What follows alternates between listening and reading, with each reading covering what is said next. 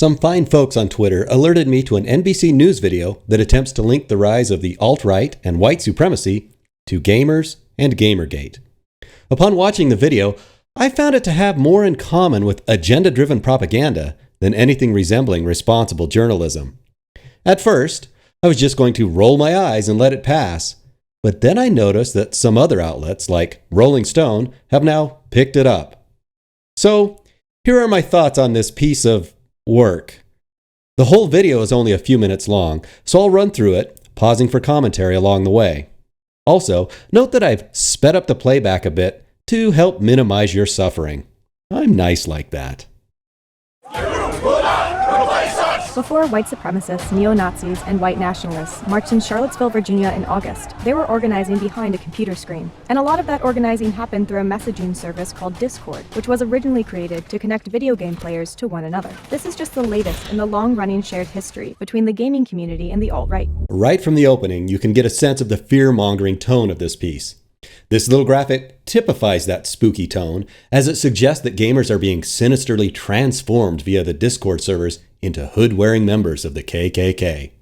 We're only about 15 seconds in, and already we're into tinfoil hat conspiracy thinking.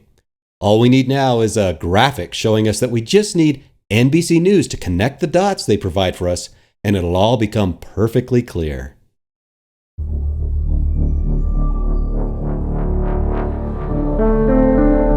Gaming culture has always been racist, it's always been sexist, but the internet has sort of allowed us to just sort of see what has always been there. Emma Vossen is a PhD candidate studying how sexism seeded in gaming is replicated in the real world.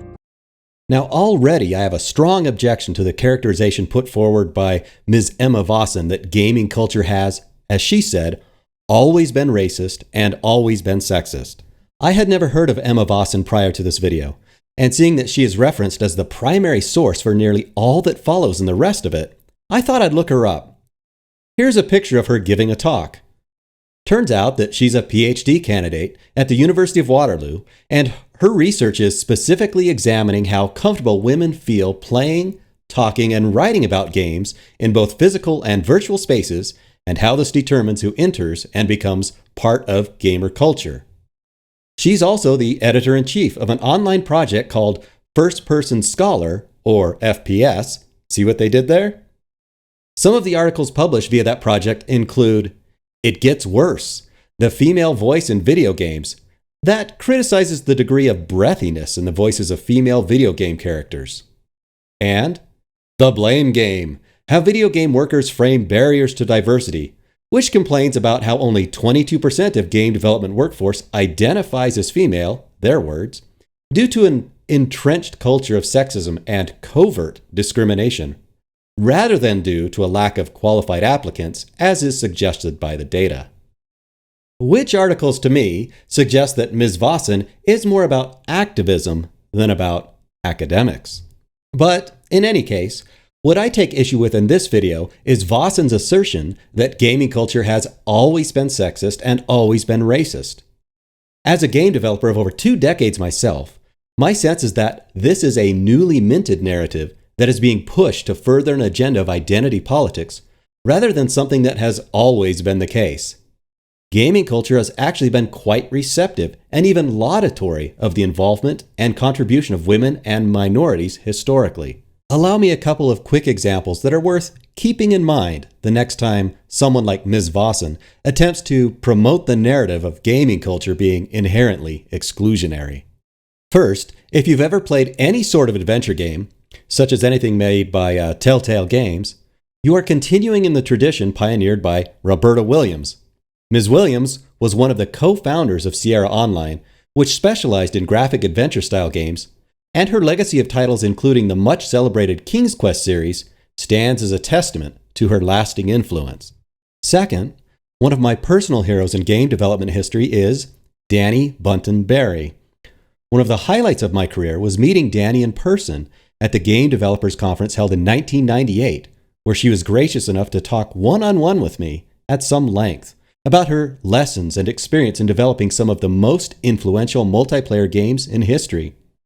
Pretty much any modern-day multiplayer real-time strategy game, like say StarCraft or Age of Empires, can trace its roots back to titles she pioneered, like Command HQ or Global Conquest.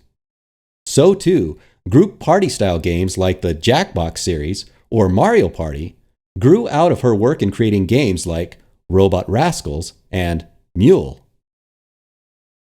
Oh, did I mention that Miss Buntonberry was transgender? She being a pioneer not only as an original hotshot developer for the then upstart Electronic Arts, but also as leading the way and being a high-profile male-to-female icon of game development. And how did the game industry respond after Danny's transition? By awarding her the first ever Computer Game Developers Association Lifetime Achievement Award. I was there in the audience for that presentation. We stood and cheered and clapped our hands red in recognition of Danny Buntonberry's contributions to gaming. Something which proved to be timely, as Danny passed away only 2 months later due to complications arising from lung cancer. So, contrary to the revisionist narrative pushed by people like Ms. Emma Vossen, gaming culture is actually rife with examples of it being remarkably open and supportive of women and minorities. Ms. Vossen, as well as others who traffic in modern-day identity politics, such as transgender activist and mediocre game developer Brianna Wu, would be wise to recognize that, ultimately, gaming culture celebrates what you've contributed, not how you identify. Anyway, back to the hit piece. I mean, the NBC News video. Her study is based on Gamergate, a movement that began with intimidating and harassing female video game journalists under the guise of fairness in video game journalism. The harassment quickly gained traction. It helped catalyze the alt-right movement, which secured power and prominence during the 2016 election cycle. Again, with the media's gross misrepresentation of Gamergate. Now, if you're like me, you probably found these tweets displayed up on the screen to look very suspicious. I'm on Twitter, and I've never seen a tweet that looks like this. Where's the name of the sender? And why is the hashtag Gamergate so big and prominent there? Something seems fishy to me about this. So I went looking for the original tweets and was delighted to discover that someone had already done the work for me. Never underestimate the power of weaponized autism, right? The same day that this NBC article came out, the website, One Angry Gamer, produced an article titled, NBC News Publishes Fake News, Edits Tweets to Blame Gamergate for Harassment. What the article points out is that all of the tweets in the NBC piece actually originated from a single anonymous and now deleted account under the name of Kevin Dobson. The article points out that nowhere in the original chain of tweets from Dobson was Gamergate mentioned. In fact, nothing about video games was even mentioned. As the article so aptly sums up, it appears that since NBC News couldn't find the evidence they needed for the story, they fabricated their own. Bad NBC News. Bad. Bad. Now then, as far as this oft-repeated narrative that Gamergate was primarily about the harassment of women and minorities, I think there are 3 crucial counterfactuals to keep in mind. First, that the Gamergate movement was, in fact, investigated by the FBI, and while they did find a handful of young teenage trolls trying to stoke the fires of controversy, the FBI came to the conclusion that there were no actionable leads and not enough evidence to take any further action. Second, that an independent investigation into harassment on Twitter headed up by Women, Action, and the Media that attempted to track all the tweets reported as harassment over the span of 3 weeks during the very height of the Gamergate controversy discovered that most alleged harassers turned out to be completely unconnected with Gamergate. And third, that of the nearly 10,000 Twitter accounts that were cataloged as potential Gamergate supporters, only 65 of them were flagged as harassing as part of that same WAM report, which means that the data supports that less than 1% of those affiliated with Gamergate participated in anything deemed harassing behavior. Points which should leave any reasonable person asking the question, how can the news media continue to justify the narrative that Gamergate was primarily about harassing women and minorities when the data shows that 99% of those identified as Gamergate supporters didn't harass anyone? Is it possible that maybe Gamergate supporters have been telling the truth all along? that they're simply genuinely concerned about journalistic integrity and about resisting the influx of identity politics into video games, exactly as they've maintained? Okay, now before we return to the video, I want to draw your attention to how the next 60 seconds or so uses scary music, sound effects, and violent imagery as it tries to make a case for intertwining gamers and gaming with sexism and racism. Note how it appeals not to reason or data, but rather to your emotions as it attempts to conflate these things via buzzwords, unfounded broad assertions, and personal anecdotes. Ask yourself if this sort of conflation constitutes genuine, fact-based investigative journalism, or is this more akin to propaganda aimed at eliciting an emotional response from the viewer?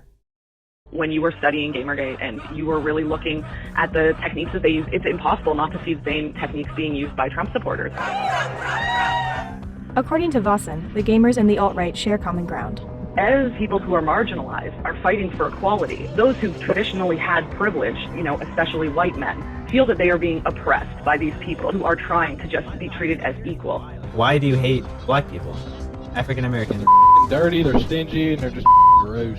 Xbox Live and PlayStation Network both allow players to chat live while gaming. They have become havens for hate speech against women and minorities. What I had noticed and witnessed was what I call linguistic profiling, just based on how somebody sounds. They kind of lash out in very inappropriate ways.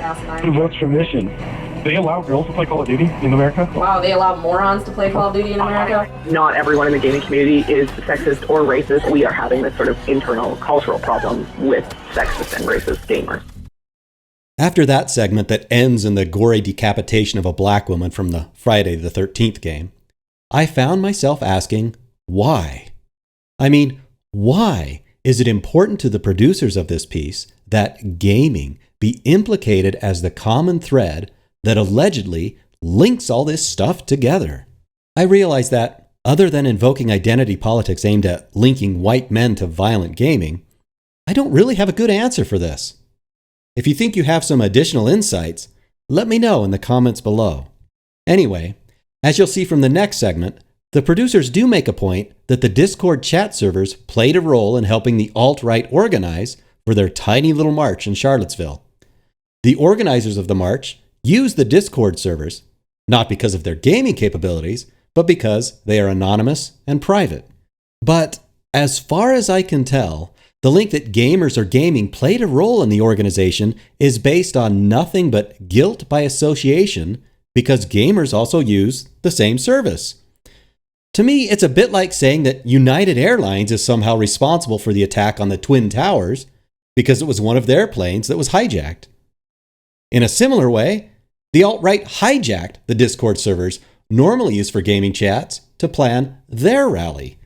So why do the NBC News producers try and make it look like gaming or gamers are somehow to blame? What's the point of that? Again, if you think you know why, please comment below. So, what happens when these behaviors move from the gaming world to the real world? Keegan Hanks studies the progression of the alt-right on the web. Discord, as a platform, kind of had a meteoric rise in the alt-right. Now, I think many of the members of the alt-right were actually aware of it because they were also members of the video game community. Many of them are. Discord became almost a requirement for a lot of these people if you wanted to be actively involved in the movement. Discord is anonymous and lightly monitored, which allowed the alt-right to control communications and access for thousands of users. Some Discord servers controlled by alt-right leaders made users post pictures of their Caucasian skin in order to participate. This allowed the alt-right to centralize its message and disseminate information around the Charlottesville rallies. Discord service played a substantial role in fomenting the riots that led to the death of Heather Heyer. After facing pressure, Discord shut down the servers used to organize in Charlottesville. The company stated, "We will continue to take action against white supremacy, Nazi ideology, and all forms of hate." Finally, in this last segment coming up, NBC News goes full Jack Thompson.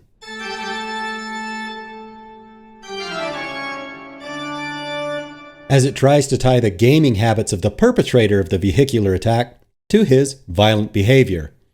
But as before, I'm a bit perplexed as to why NBC News is doing this. At least with Jack Thompson, I can understand that he was making these kinds of connections because he wanted to file some lucrative lawsuits aimed at the game publishers. But what's NBC about here? Why are we targeting games as somehow playing a key role. Perhaps not surprisingly, James Alex Fields Jr., the white supremacist charged for Hire's death, was no stranger to video games. In 2010, his mother filed a complaint against him, claiming he struck her in the head and locked her in the bathroom because she told him to stop playing video games. Alright, so that concludes my notes on this video. I'd love to know what you think. Please let me know in the comments below, and thank you for watching.